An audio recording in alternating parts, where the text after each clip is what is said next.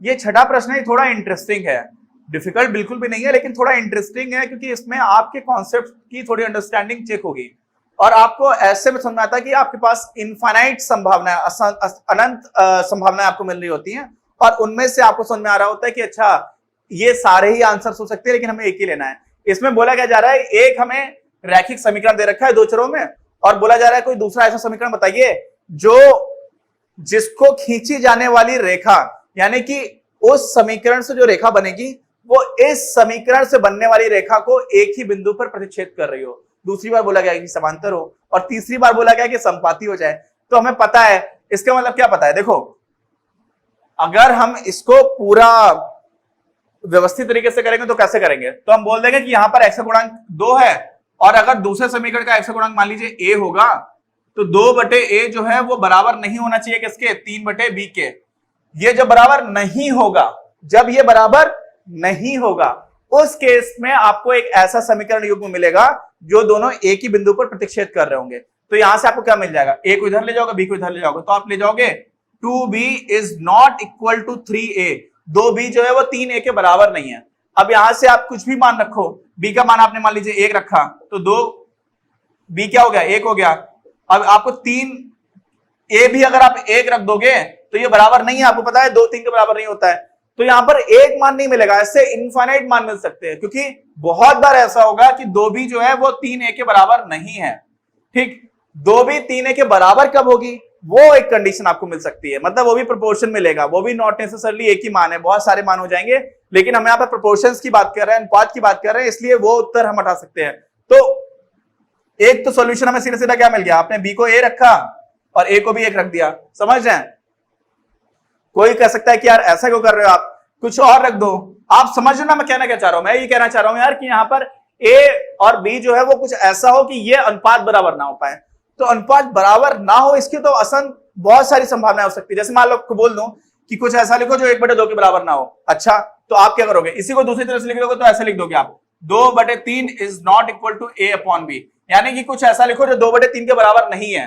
तो आप क्या कहोगे, 1/2 क्यों, सीधा सीधा सवाल ही लिख लेते हैं, 2/3 है इसके बराबर ना हो, आप कहोगे 3/4 है, 4/5 है, 5/6 है, 7/8 है। इसी तरह का नहीं होगा, कुछ भी हो सकता है। 2/3 है तो आप -1/4 है, -7/15 है, कुछ भी लिखते जाओ, ये सारे के सारे कैसे होंगे, 2/3 के बराबर तो है नहीं। तो इनमें से आप कुछ भी उठा सकते हो। जैसे समझो यहां पर 2x धन 3y है, कुछ भी लिया, आपने क्या कर दिया, आपने 3x धन 4y माइनस कुछ भी लिख दो, ये भी हो जाएगा और ये दोनों रेखाएं भी एक ही बिंदु पर कट करेंगी, कुछ भी हो सकता है। दूसरा आपने क्या लिया, 4x धन 5y माइनस 170, ये भी हो जाएगा। इससे तो फर्क ही नहीं पड़ेगा, कांस्टेंट से तो फर्क ही नहीं पड़ रहा है, क्यों, क्योंकि a1/a2 और b1/b2 को हम बराबर ना कर दें, वहां से हमें उत्तर मिल जाएगा। कुछ भी देखते हैं, ऋणात्मक वाला ले लेते हैं, यहां पर आप लिख दोगे ऋण x धन 4y प्लस 15, इससे तो मतलब ही नहीं है। इतना ही अगर अलग हो गया, क्योंकि ये 2 और 3 है, तो यहां पर जो अनुपात आएगा 2 यहां से क्या आ जाएगा ऋण 1 और यहां से क्या आ जाएगा 3/4, ये बराबर तो है नहीं। और अगर बराबर नहीं है तो आपको ऐसी रेखाएं मिलेंगी जो हमेशा एक ही बिंदु पर प्रतिच्छेद करेगी। तो आपको समझ में आ रहा होगा ना कि यहाँ पे तो इनफाइनाइट आंसर्स हैं, कोई भी उठा करके रख लो।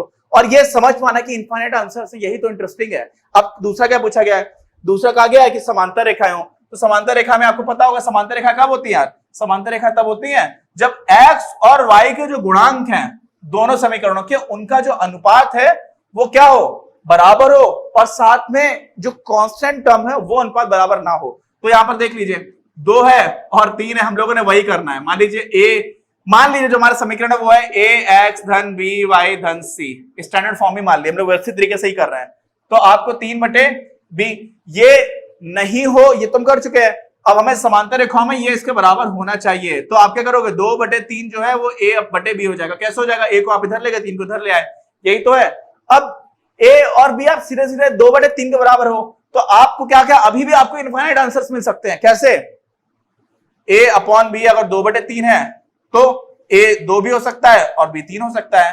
आप कहेंगे अरे यही तो हो सकता है राजा बाबू, a -2 और b -3 भी तो हो सकता है कि नहीं हो सकता है। अभी भी तो अनुपात जो है वो आपको कितना मिलेगा, 2/3 ही तो मिलेगा। नहीं आ रही बात समझ में, आ गई। अब देखो ए क्या है, 4 भी हो सकता है, बी जो है 6 भी हो सकता है, ए जो है वो क्या है 10/30 हो सकता है, तो बी क्या हो जाएगा बताओ, बताओ क्या हो जाएगा। अगर ये 2 हो गया तो इसमें आप क्या करोगे, इसमें किससे गुणा करोगे, 2 से गुणा करोगे, 3 से भाग दोगे, तो फिर से कुछ आपको मिल जाएगा, तो आपको कुछ 20/90 मिल जाएगा शायद। सही किया कि गलत किया मैंने? 10/30 में आप क्या करो 90/20 से गुणा करोगे तो क्या हो जाएगा, ये हो जाएगा 30, ये हो जाएगा, हाँ ये 3 आ जाएगा, ये 2 आ जाएगा, 3/2, ठीक है। इसका मतलब क्या हुआ कि आपको ऐसे बहुत सारे सॉल्यूशंस मिल जाएंगे, क्या मिल जाएंगे, बहुत सारे योग मिल जाएंगे। ए जो है अगर आपने लिया 100 तो बी क्या मिल जाएगा आपको 150। आपको इनका अनुपात जो है वो 2/3 मिलना चाहिए हमेशा ही, समझ रहे हो ना। जो लास्ट टाइम किया तो मैंने उल्टा कर दिया था, 3/2 होगा तो 2/3 चाहिए था अपने को, तो वो वाला उत्तर सही नहीं था क्या, जो मैंने जल्दी से कर दिया था 10/30 लिख दिया था। मतलब मैं बताने की कोशिश कर रहा था कि भिन्न में भी आप लिखोगे तो भी आपको बहुत सारी ऐसी चीजें मिल जाएंगी, समझ रहे हो। जैसे ए अगर 0.1 है तो बी जो है वो 0.15 हो जाएगा। इसका मतलब ऐसे बहुत सारे कॉम्बिनेशंस अभी भी पॉसिबल हैं। कब, जब आपको समांतर रेखा लिखनी है, और समांतर रेखा लिखने में क्या करना है, ये अनुपात तो आपने कर दिया, लेकिन साथ में आपको ये वाली बात ध्यान रखनी है कि फिर ये उसके बराबर ना हो जाए। तो सिर्फ समांतर रेखा में इससे काम नहीं चलेगा, इसके साथ साथ आपको काम चलेगा कि 8/c जो है वो जो है that should not be equal to क्या 2/a और 3/b, इसके बराबर ना हो। तो अगर आपने मान लीजिए ए यहां से क्या ले लिया, सीधा सीधा सिंपल ले लेते हैं, मान लो 4 और 6 वाला ले लेते हैं, तो आपने ए कह दिया क्या है, ए कह दिया आपने 4 है, तो 8/c जो है वो क्या हो 2/4 के बराबर ना हो, यानी कि 1/2 के बराबर ना हो। तो सी जो यहां से आप इधर ले जाओगे तो ये इधर आ जाएगा, तो जो सी है वो 16 छोड़ के कुछ भी हो तो चल जाएगा। बात समझ में आ गई, यहां पर सी 16 छोड़ के कुछ भी हो तो चल जाएगा। कब, जो आपने यहां पर ए को 4 ले लिया और बी को 6 ले लिया है। अच्छा आप कहेगा कि बी से करके दिखा दो, बी से करके दिखा देते हैं। बी से करने वाले में क्या हो जाएगा, आप लोगों के 8/c जो है वो बराबर नहीं होना चाहिए किसके, अगर बराबर हो जाएगा तो फिर वो संगत और आश्रित हो जाएंगे, है ना। समांतर में आपको क्या करना है, बहुत गर्मी पड़ रही है यार, पता नहीं कुछ गर्मी कम कराओ यार तुम लोग, बारिश लाओ, मानसून लाओ, लॉकडाउन में वैसे भी सारे लोग घर में बैठे हुए हैं।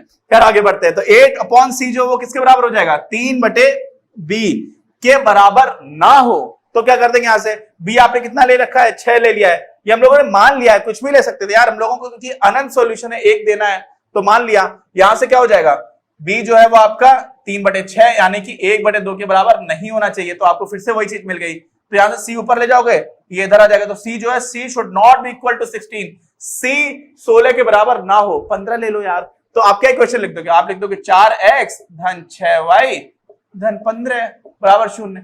17 भी लिख देते, 15.5 लिख देते सी की जगह, 16.5 लिख देते थे, 16.00001 लिख देते तब भी अलग हो जाता है, समझ रहे ना। सिर्फ 16 नहीं लिखना है, तो यहां पर आपको इनफाइनाइट सॉल्यूशंस हैं। तो ये इंटरेस्टिंग इसलिए कि आप देख पाओगे कि अगर आपने 4 और 6 ले लिया उसके बाद भी इनफाइनाइट पॉसिबिलिटीज है, और 4 और 6 की जगह भी इनफाइनाइट पॉसिबिलिटीज थी आपको लेने के लिए, ठीक है। अब मैंने यहां पर लिखा था क्या, एक जगह लिख दिया था ए जो लिख दिया था वो 10/30 लिख दिया था, यानी कि वास्तव में क्या लिखा हुआ है, ये 1/3 लिखा हुआ है। तो आपको जो बी है वो ऐसा होना चाहिए कि a/b है वो 2/3 के बराबर ना हो। तो आप घबराओ नहीं, आप सोचोगे कि क्या सर वहां पे क्या लिखा हुआ था, तो a/b जो है that should not be equal to 2/3, और a आपने क्या ले लिया, ए आपने यहाँ पर क्या ले रखा है, ये सब बता दे रहा हूं कि वो वाला एग्जांपल गलत था तो उसका सही आंसर क्या आएगा। बाकी हमारा प्रश्न तो बहुत अच्छे से हो चुका है। तो अगर आपका ये 10/30 है और यहाँ पे बी है, ये 2/3 के बराबर नहीं होना चाहिए, तो बी आप इधर ले जाओगे तो क्या हो जाएगा 10 × 3/30 × 2, b should not be equal to this, ये क्या है 3 से 3 कट गया, b should not be equal to 1/2 और 10/20। तो यहां पर आपने अगर 10/30 लिखा हुआ है तो बी 10/20 को छोड़कर कुछ और हो सकता है, कुछ भी हो सकता है, तो आप क्या कर दोगे, बी जो आपने 11/20 कर दिया, समझ जाओ, है ना। और अगर हम समांतर रेखाओं की बात कर रहे हैं तो वो उसके बराबर होना चाहिए, तो बराबर होना चाहिए तो क्या है, फिर तो यहाँ पर 11/20 नहीं आएगा, 10/20 आएगा, क्योंकि बराबर की बात कर रहे हैं। आई बात समझ में, तो यहाँ पर ये 10/20 हो जाएगा।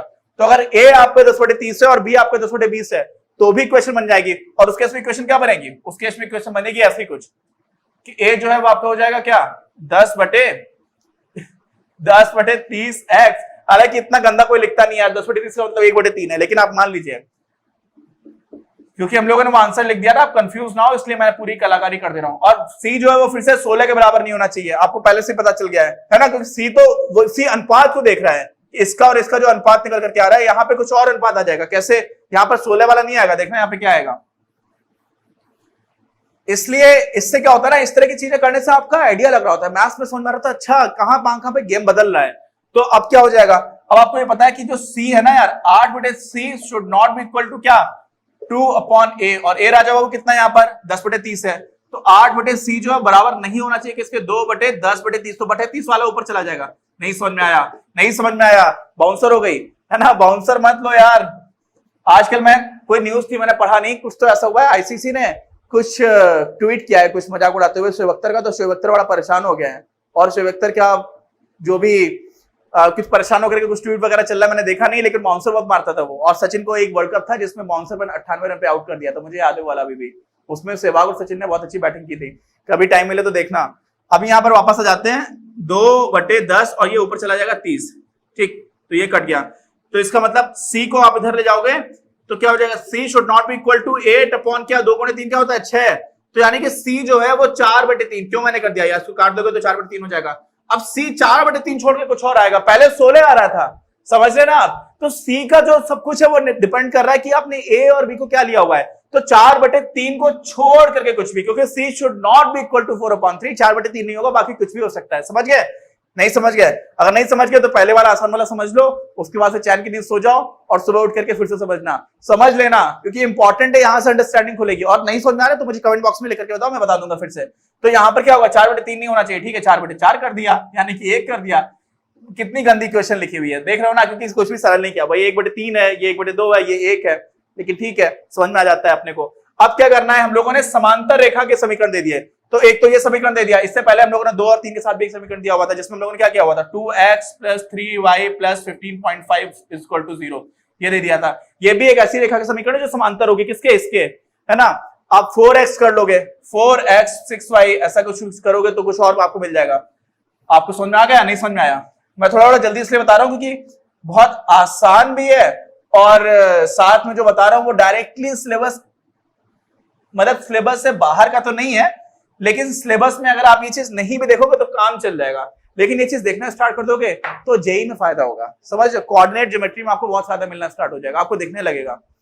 अभी क्या जाते हैं, इसी में लास्ट दिया हुआ था, वो भी बहुत आसान है कि संपाती हो, क्या हो संपाती, मैं भूल रहा हूं शायद जटायु के भाई का नाम क्या था, लेकिन जहां तक मुझे याद है तो जटायु कौन था, जटायु वो था जिसने, जब सीता और राम की लड़ाई हो रही थी, हमारी माइथोलॉजिकल स्टोरीज है, हमारी पौराणिक कथाओं में है, कहानियां हैं, तो उसमें जटायु लड़ते लड़ते रावण से लड़ते हुए, जब सीता को रावण ले जा रहा था तो लड़ते हुए घायल हो गया था और भगवान राम को मिला था, तो जटायु ने बताया था कि किस दिशा में रावण जो है वो सीता को लेकर के गया हुआ है।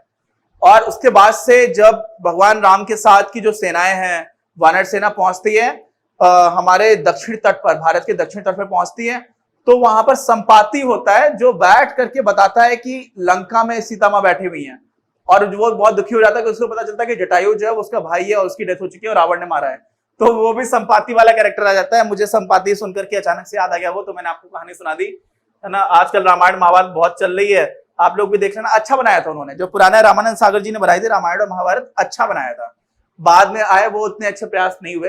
खैर वापस आ जाते हैं, यहाँ पे मैं ऐसी रेखा बतानी है जो संपाती हो, किसके, इसके संपाती हो रेखा, तो इसके संपाती रेखा बनाने के लिए क्या करेंगे, a1/a2 = b1/b2 = c1/c2, सब कुछ बराबर हो, तो 2/a should be equal to 3/b should be equal to -8/c, ये होना चाहिए। कुछ भी ले लो, इनफाइनाइट सॉल्यूशंस यहां पर भी मिलेंगे, समझ लो ना, बहुत सारी पॉसिबिलिटीज हैं। क्यों, क्योंकि प्रोपोर्शन में आप, अगर आपको बोला जा रहा है कि 1/2 के बराबर क्या होगा, तो आप बोलोगे यार 4/8 भी होगा, मैं बोलूंगा 6/12 भी होगा, आप बोलोगे 9/18 भी होगा, फिर कोई बोलेगा कि 433/866 भी होगा, ऐसे इनफाइनाइट सॉल्यूशंस मिल जाते हैं, है ना। तो इस वजह से इसके इनफाइनाइट पॉसिबिलिटीज हैं, आपको तो एक ही लिखनी है, आप एक लिख दो।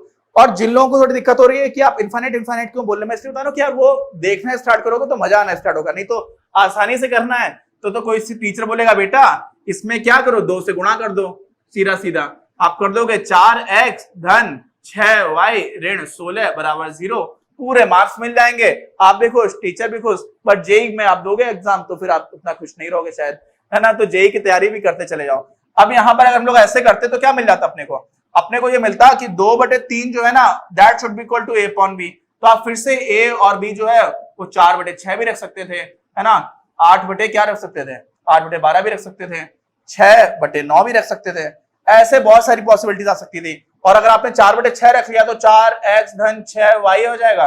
फिर आपको समझ में आएगा कि यहां पर भी कुछ ऐसा रखना चाहिए। कैसा? 3/c, c क्या हो गया आपका? 6 हो गया। This should be equal to what? -a/c। तो ये क्या हो जाएगा? c इधर चला जाएगा तो -8 गुणे 6/3, तो 3 से आप काट दोगे 2 हो जाएगा -16। यानी कि c यहां पर क्या समझ में आ रहा है आपको कि -16 के बराबर होना चाहिए। तो c जो है -16 यहां पर रखना पड़ेगा।